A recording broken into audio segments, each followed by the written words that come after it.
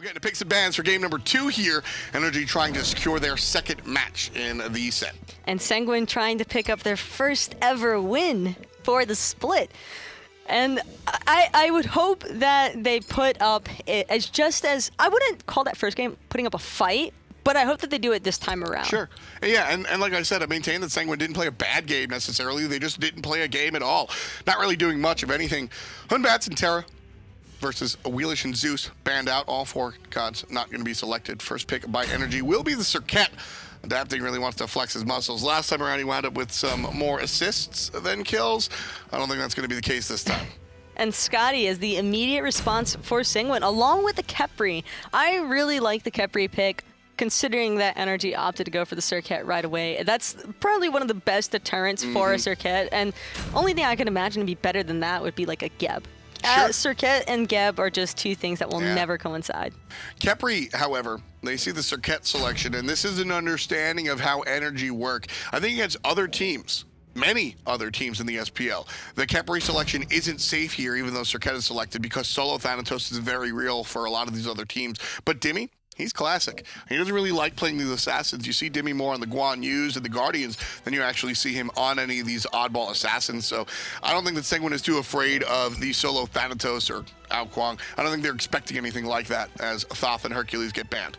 But the Fenrir on the side of Sanguine, that could be a little bit of a risk factor, considering that NRG already had the Poseidon locked in. And if there's one thing that Fenrir players hate encountering, it's the cripple of those whirlpools. Yeah, it stops not only the jump, but also the brutalize. It's going to be a tough spot. Vulcan selected by Sanguine. Thank you, Mr. Stefan. Came onto the scene even before relegations. We saw him in some of the stuff in Challengers Cup. Vulcan is what he made a name for himself on. And like I said, I legitimately, you guys know how I feel about the Sanguine team. I legitimately think that Mr. Stefan is a fine player. I think he's great, and I legitimately enjoy watching him when he has these selections. Vulcan and Cabrakan going to be joined here. I'm very, very excited that for their final game of the split, Sanguine opt to put the ball in Mr. Stefan's hands. There's going to be a lot of heavy lifting by Vulcan, theoretically. There's a ton of setup for Mr. Stefan this time around, between the Cabrakan, even the Khepri hug pull of death, and then you have the Skadi root as well with their ultimate, but most importantly, the Fenrir ultimate. Fenrir ultimate, and you just hold him still 100%, fetching a treat for your Vulcan. Like, that's all you need. All set up for Mr. Stefan. We'll see if it's enough for Sanguine to take game number 2 here, and our 2 game is set. Final game of the split for these European teams. NRG, the defending world champions. Quick work of Sanguine in game number 1. Emilitoo laughing to himself. That is the most Emil thing. If you know Emilitoo behind the scenes, him laughing to himself with literally nobody around, that's pretty standard. Maybe he played one of the Chronos jokes beforehand to test them out and thought it was funny afterwards. So he laughs in game. I mean, you gotta so share your RP? Comedy with the world. Full RP. We'll see that. Adapting, trying to get the loop around onto the mid lane. Mr. Stefan, not going to be caught out this time. Obviously. I won't say obviously, but adapting, not going for the madness at level 1, instead going for the zigzag. I think the Deathbane is the go-to ability for almost every single situation at level 1 for Serqet. Not only is an escape, but also her main clear. And so they'll head into the jungle. And they're just looking to try and pick up those elementals right away.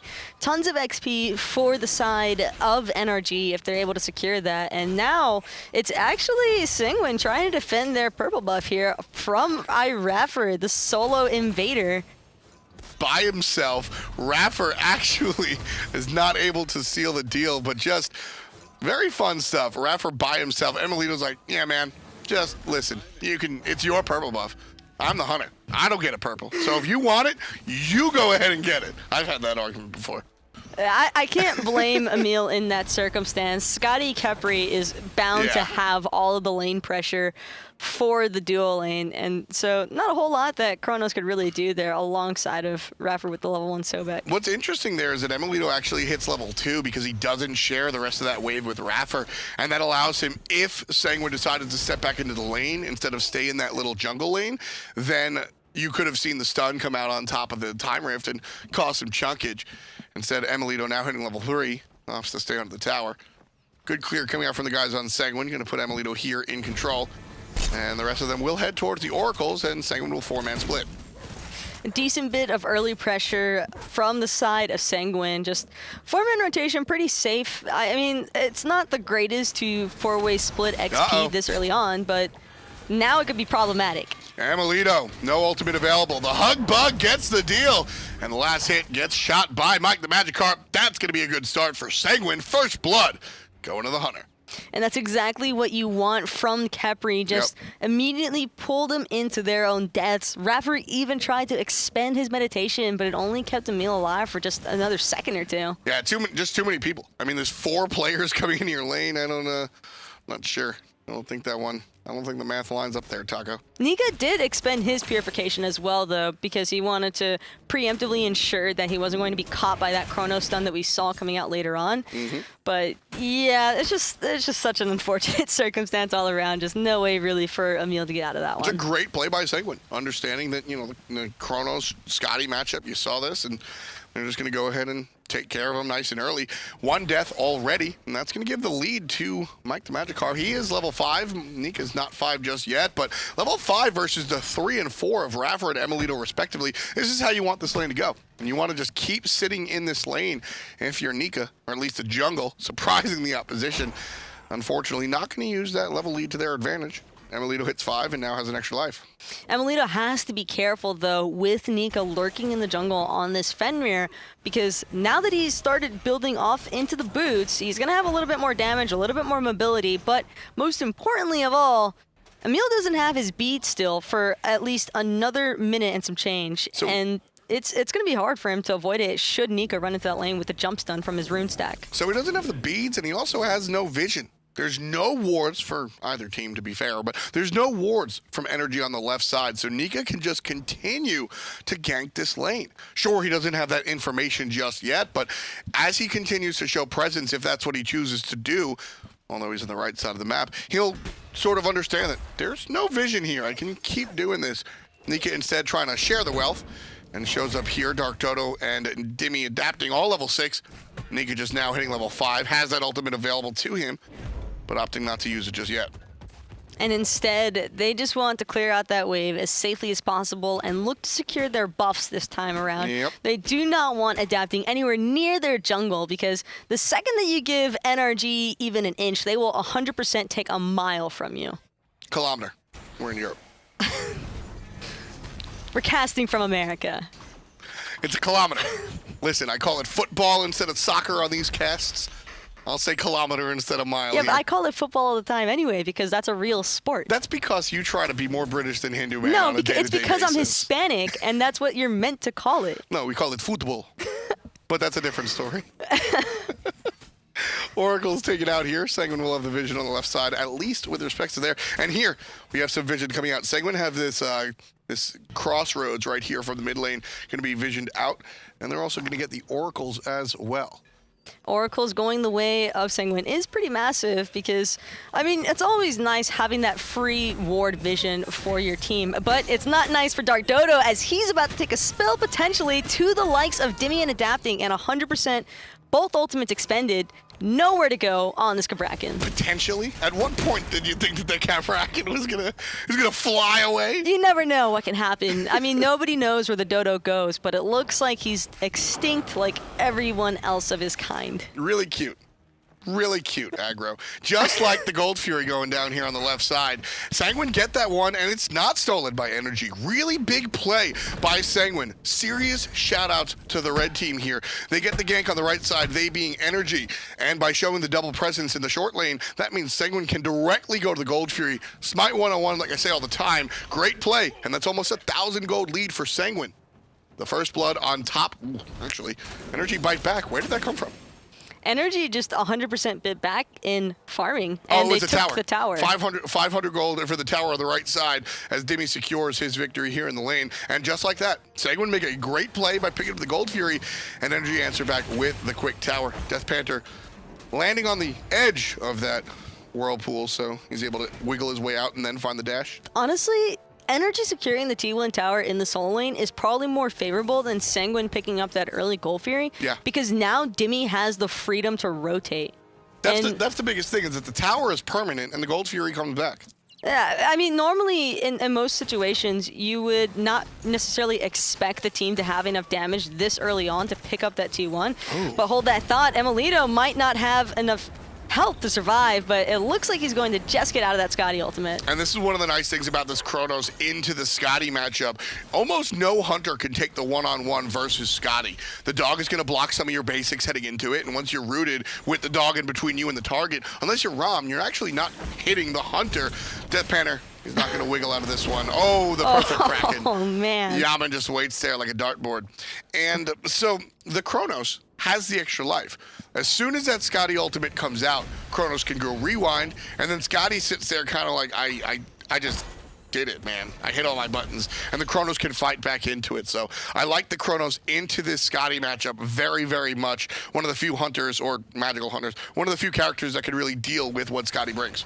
And it's perfect for Emil's playstyle as well, considering that he's certainly more comfortable on these magical hunters than anything else. Jumping in one more time, DeathDodo. Nobody knows where the dodo goes, but it looks like he's extinct. He's going back to base. That's exactly where he's going now. Did you? Man, I'm so good. You hear what I just said? I thought of that all by myself. How dare you? You guys don't see. That was a real look. We joke around here on the cast. I'm going to hear it later. That was real. 3-1 here with almost 9 on the clock, 8:22 to be specific. NRG find themselves tied up with Sanguine, despite game number 1 being in their favor fantastically. Although, to be fair to them, it did ramp up.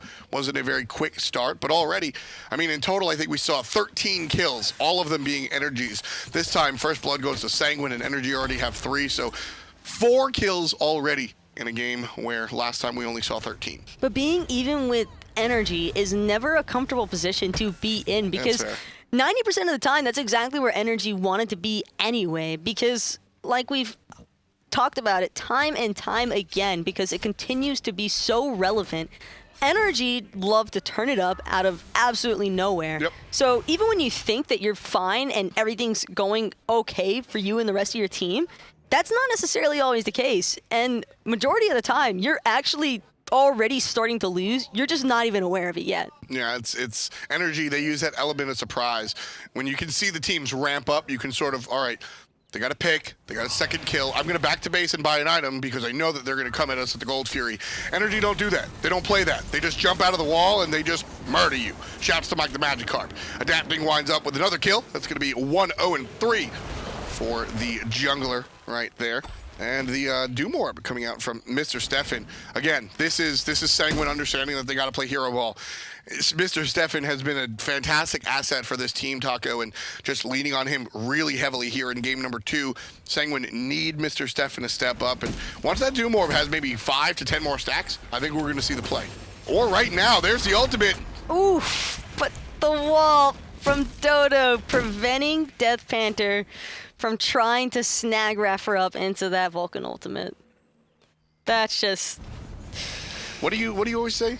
Feels bad, man? Oh, that's not even a feels bad, man. That's just a full-on Bible thump. Jeez. And now Nika Bible thumping himself as adapting drops the ultimate, and the cool guy fade away just doesn't even need to look back on that one. He knows that the kill is secured. Yeah, exactly. That's the type of experience that adapting has on this Serqet. He knows exactly how much damage that ultimate's going to do, true damage. So no protections that the Fenrir builds or doesn't build will help. I like the idea, actually, of the Mark of the Vanguard, because that's the one item that's going to make me retract my previous statement. Protections actually don't help, but the Mark of the Vanguard will. It's just straight damage reduction, one of the few items in the game that does lower some of that true damage out of Serqet, which is why we see that pickup. And it doesn't surprise me to see adapting choosing to linger so much on this dual lane side, because if you peep the actives, well, now that he's level 12, he'll actually be able to pick up the beads, but before that, all MikeTheMagikarp had to his name was a single Aegis. Right. And when you only have an item that makes you immune to damage and not cleanses you from, you know, CC, that's free reign for adapting all day long to just jump in there, pop the madness, get a Deathbane off, and then you're pretty much already dead. At the same time, the Aegis is going to be the one thing that can prevent That if Nika had an Aegis instead of beads, Nika lives there, right? He gets controlled, he gets ulted, and he finds a way out, pops an Aegis.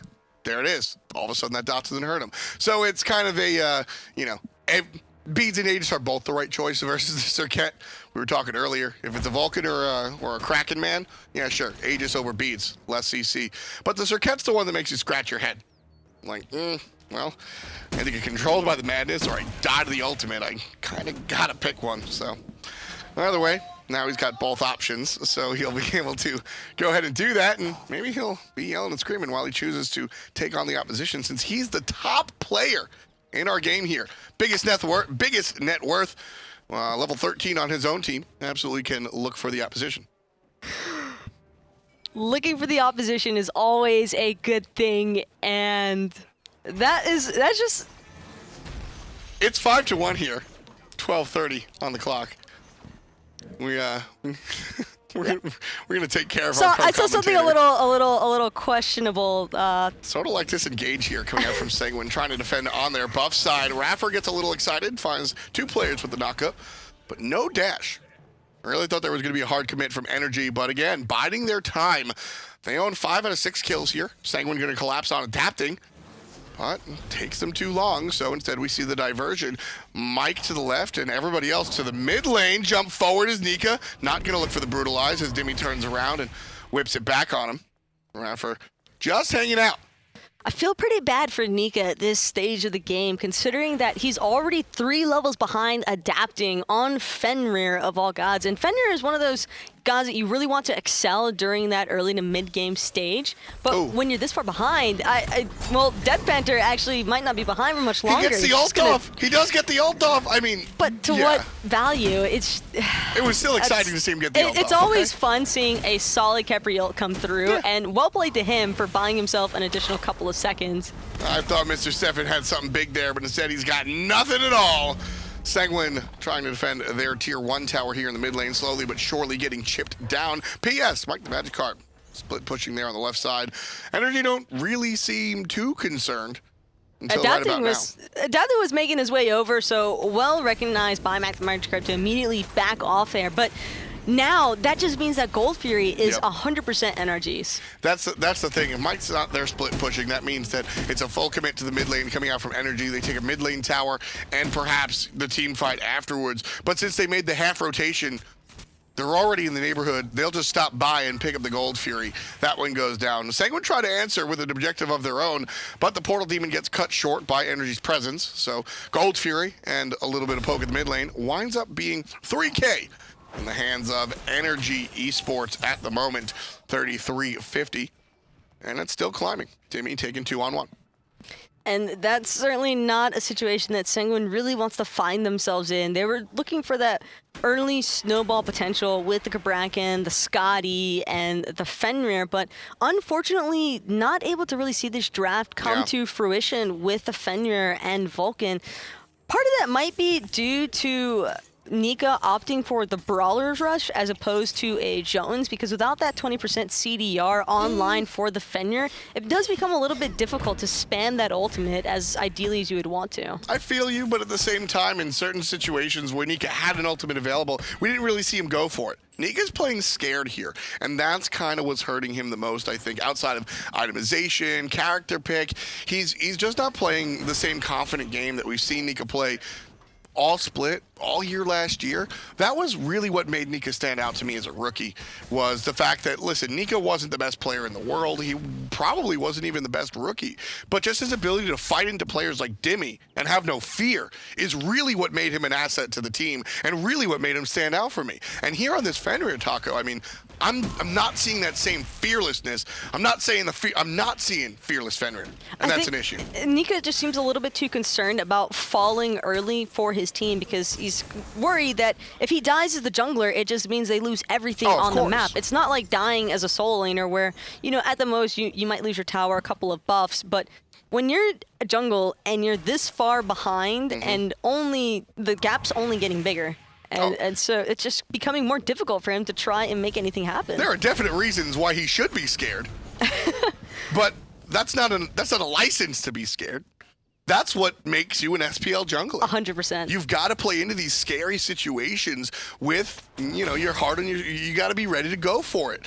Nika and team right here is trying to push up at the mid lane tower and honestly answering back the amount of damage that NRG were able to find in the mid lane. But left side, Chronos takes out the tower a little bit quicker than Skadi. And the emilitoo is going to run away with his 500 gold in the pocket. That's going to be the second tower going down, both of which belong to Sanguine, extending NRG's lead to about 4,000, give or take here. And teams now trying to find themselves in the mid lane. Sanguine going to chase players out. Still, actually, this could be bad for NRG want this. They want this engagement, and it's what they've been trying to bait the side of Sanguine into the entire time. You saw Dimi trying to pull away at that portal demon. Meanwhile, NRG was providing presence in that mid lane. They just want Sanguine to overextend in the slightest. Let me ask you this question, though. It was a 5-on-3 here on the right side, 4-on-3 as Mike's on the other side. Is that a fight that Sanguine should have took, or was NRG waiting for them to take that fight? Considering that Sanguine is so behind, that's 100% usually in NRG's favor. Okay. And so's that speed buff for adapting, which I'm sure he won't complain about. Yeah, no, that one he's going to pick up. Emil doesn't get that one, so not gonna work out in that favor. Right now, everybody in Sanguine's jungle, up, down, coming out from the dog. Not going to be anything worthwhile. Not going to be strong, too, bringing him down to about 80%, dashing away. Thanks to the brutalize. Here comes the ultimate out of Sobek. iRaffer chunking DeathDodo. Yammyn trying to help out, but a little bit off center. And the Khepri ultimate going to save the solo later. No, there's the dot. DeathDodo walks towards his teammates. Walk away, and he does. Adapting gets the kill out of DeathDodo, and at the last possible minute, he turns around to make sure he doesn't infect his teammates. I was so scared for Sanguine right there, but I'm still pretty scared for Mr. Stefan. His adapting didn't seem like he was done quite yet, but Yammyn and emilitoo going to secure that T2 in the mid lane. And hey, MikeTheMagikarp. You got the T1. And I mean, fair play to him though. In all honesty, there really wasn't much else he could have done in that situation, because even if he rotates over, the fight is done. Yeah, no, exactly. That's should he have been there earlier? We can have that conversation. And to be honest with you, I'm not sure what the answer is. I'm not going to say he absolutely should have been there, but the tower goes down. He's not able to get the tier 2 thanks to Dimi's teleport. From an ADC's perspective, or just walk, he didn't TP. I would have preferred to see him still elect to push down that T1 tower in the mid lane, because he might have had, his team could have potentially bought him a little bit more time to potentially siege that T2 tower as well, but unfortunately, Sanguine just got bursted too fast by the likes of adapting. The Kraken was executed perfectly in that narrow corridor, leaving Nika and DeathPanter nowhere to run, so they kind of just got pincered, but by the map instead of by NRG. Which is by design. Speaking of these guys, I'm not going to say nothing is a mistake or accidental coming out from NRG, but they're very well aware of where on the map they're fighting. That's another tactic at the high level is when you have characters like Zeus and Cabrakan, you specifically fight in these tough spots in the jungle because you know that you have the advantage. Players running into walls, bouncing off of things, that's what you want. And so Sanguine stuck in that corner, not a mistake. NRG do that by design, and Sanguine, they're trying to, this is Sanguine playing guerrilla warfare. They're like, listen, we don't want to fight you at all. Just barely getting out of there as DeathDodo. You know his cheeks were clenching during that moment in time. Right now, he's, I can't say what he's screaming, but it's something not nice in Italian. Absolutely. DeathDodo just barely gets that. Tune into my stream later, I'll tell you. 20 minutes on the clock. NRG in the driver's seat and the passenger seat here. Just taking this one to town. 52,000 to 44. And Yammyn starting up another team fight. He's going to clean up a double kill for the mid lane mage. Right side is going to be the exit for Sanguine. And Mike will not be joining his team. He hasn't joined his team the entire time. And he won't join his team this time either. Mike has had a relatively positive impact in this game, I think, with Sanguine in mind, taking down the tier 1 tower, fighting a couple of positive fights here on the left side, but and owning the only kill for Sanguine. But holistically, it just isn't enough positivity for Sanguine to find themselves out of the trench. 10,000 down, ones in every column of kills, but 2 of them on the side of NRG. That was one of my more creative ways to describe the kill count, but it you didn't say really that kill it. You say that Mike wasn't joining his team, but there were 3 of them that were just on that black and white screen. So all right. It's still a team building exercise. I see you. That was almost good. It was almost good. We'll give that to you. We'll give that one to you. You didn't even acknowledge my ones. I said there was ones. Everybody with the kills has I hit you ones. with a thumbs up. But NRG Nobody gets else 2. can tell that I'm doing it, but they can visualize it. I actually don't think it was that descriptive, and I probably won't use it again. Like that time I called Pretty Prime PP. I don't think that one worked out either. I can't imagine why. I don't think that would work out. So I don't think the ones all across and NRG owning 2 of them to describe 11-1. I think we're gonna leave that one on the drawing board. Sanguine still trying to fight their way into it. Looking at itemization, interesting Magi's Blessing here coming out, 3rd item for our solo lane Cabrakan. Shoutouts to Firebug over there to get down in LATAM, getting me saying Cabrakan. That's the way he says it. I like it. Having a little bit of fun there, but MikeTheMagikarp, he is not having fun in the slightest. Just 100% lockdown onto that Skadi, nowhere to run. Whirlpool dropped on you, and the entirety of NRG surrounding you. The only place he's going is back to base. So, looking at Mike's build here, love the Silver Branch bow. This is the exact situation what this item is made for.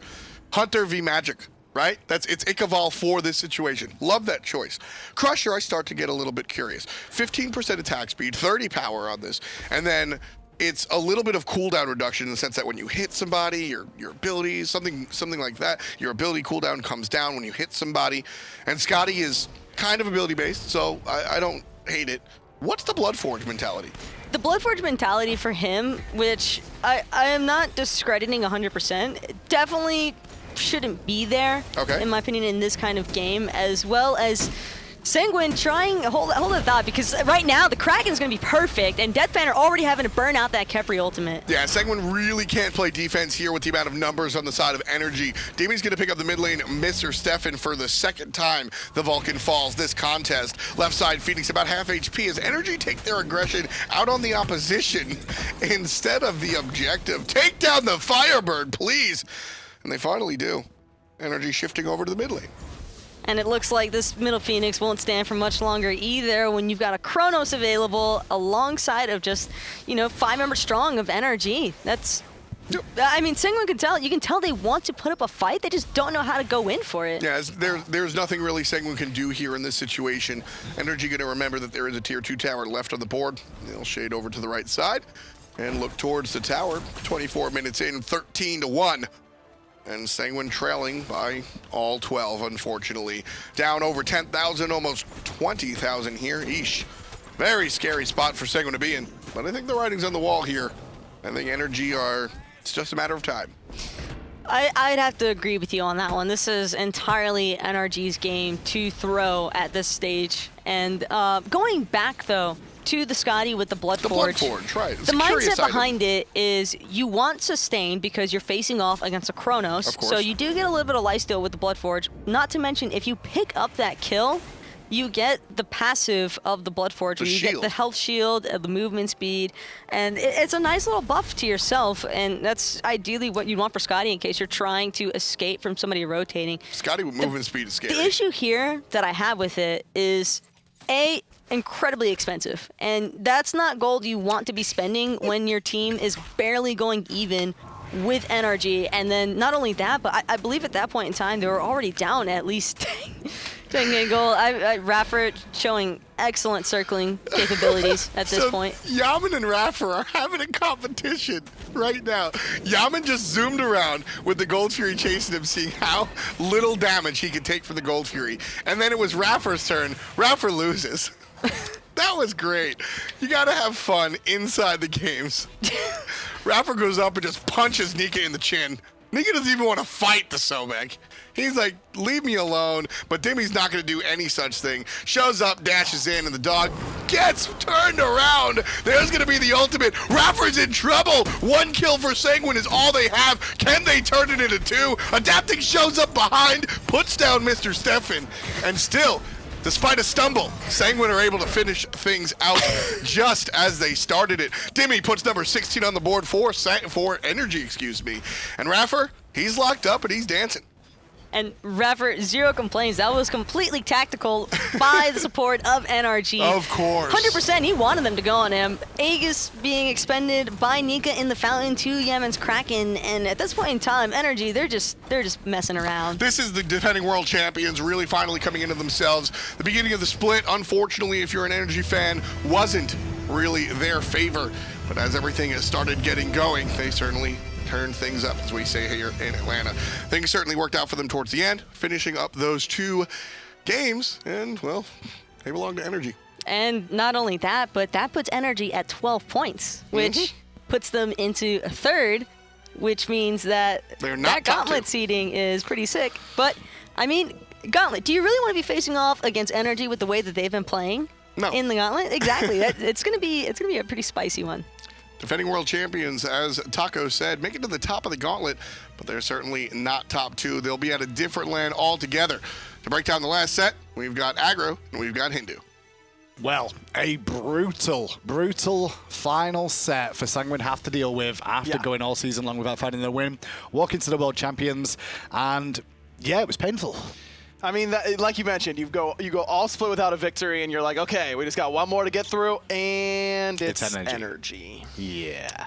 So, all right, boys, let's go back to game 1 just to start you off. iRaffer was the person that took RI more than most here, Aggro, with his performance. Yeah, the Sobek play, both game 1 and game 2, was really, really solid from iRaffer. The 7.0 KDA ended up with a bunch of kills, even in the later stages of the game, setting up for his team, just always being this initiator. And there was a time where iRaffer wasn't playing the Sobek quite as much, but if you remember the earlier days of iRaffer's career, this is a god that you know he's very, very comfortable on. He is, but he's been away from it for a while, but he's back to showing it off once again, and it is pretty useful for themselves. This was at 20 minutes in and it went 6-0 right there, but here's the stats at the end of the game. Just killing it all across the board. Sanguine blanked in game number 1. A duck, as we'd call that over in England. A duck? Yeah. Is that from cricket? Well done. Well done, it was from cricket. I paid attention to your cricket lessons. Was game 1. The best news for any Sanguine fan out there that was watching that game, that set. You did double your kill count minimum because you had 0 in game 1. They got 1 in game 2. So I would have let this go, but Taco called me out on this a couple days ago. 0 times 2 is still 0. Okay. So you're not doubling it. Well, I was going to say you're 2 times better than last week, but that still leaves you at being a 0. 0. Game 2, however, was all about adapting. We said his name thousands of times before, and I don't think it's going to stop. His Serqet is one of the best Serqets we ever get to see. He was playing Serqet long before these Serqet buffs that have really seen her rise back toward the top of the assassin list. In Season 4, he loved it into the Ao Kuang matchup during Season 3. Now he feels like he can play it into anything, and with play like this, you can absolutely see why. 12 for the KDA. Yeah, just picked up the solo kill and just continues on the rampage as the game goes on as well. Sanguine, it's an unfortunate end for the season for them. They've got a lot to learn, a lot to improve on. They will be coming to the Gauntlet LAN. Obviously, we'll be bringing a Challenger Cup team as well, who will face off against all the teams that didn't make it to Masters, where one team will get the shot to join them. NRG looking like that team is the most likely, but then you can't take into account Enix is also on that list. The final boss, NRG of the Gauntlet. If you get through, all the other European teams, you're ready to go. You're like, okay, we beat a lot of great teams. We only need one more win to go to LAN, and then you faceplant into the wall that is NRG. It's gonna be a tough task for anyone to get through the Gauntlet. Enix and NRG have clearly separated themselves as the top 2 teams at this Gauntlet LAN, but I'm very excited to see. I mean, we saw Sanguine in 8th place going in Season 3. They came to Group LAN. They end up qualifying. Could be another Cinderella story for the Sanguine boys. Well, here's a look at the standings for you. Europe is finally complete. The top 2 teams move on to Masters. The rest will come to the Gauntlet LAN just before that, where Sanguine will face off against a Challenger team. Winner of that faces off against Lineguard. Winner of that versus Elevate. Winner of that versus Rival. All the way up to NRG Esports. The winner of Rival plays who? The winner of Enix. Oh, okay. And then the winner of Enix plays NRG. That's correct, yeah. That's how goes on like that, and works. eventually one team will make it through to join Obey and Dignitas towards the Masters LAN. It was an awesome day all across Europe today. I mean, the Obey dominance to start us off, and then Dignitas punched their ticket to the Smite Masters LAN. Tomorrow, we've got some insane matchups. North America needs to close out tomorrow, and it's all up for contention still of who's going to make it, who's going to be number 1 and 2 seed going to Masters LAN, and where your positioning is going to be for the Gauntlet stage, just like Europe. These are the matches we've got to look forward to tomorrow. Saw versus Noble to kick things off. Saw on the upturn after last week's performance, and then Eager and Luminosity to round out the day. Are you kidding me? What a game that's going to be to close us out. Eager with the opportunity to secure first seed. Actually, they may have already secured first seed. They're sitting at the number 1 spot right now regardless. And then it's between Luminosity and E-United and in memory of Gabe. Who's going to be able to snag away that second guaranteed spot and avoid that dreaded Gauntlet LAN? Well, that's all we've got time for today, but one thing I can say is if you've got time right now, get your application into thecaster.tv. There's a competition where you can win $10,000 for coming in first in the competition. It is reality, so expect to have a bit of fun on the reality show. I'm looking forward to when we do get to show this off as well. I'm sure you're going to be very, very kind to all of our honored guests on this show, won't you be? Always. I'm always kind to all the casters I work with and wish them all the best in life. Thank you, Hindu. That's the nicest thing you've ever said to me. Kappa. And with that, it's time to close the show. Thank you so much all for tuning in today from everyone here at hi-rez Studios, all the casters and production. And don't forget, Raymond Peckies. We'll be back tomorrow to close out North America and find out who else is going to Masters.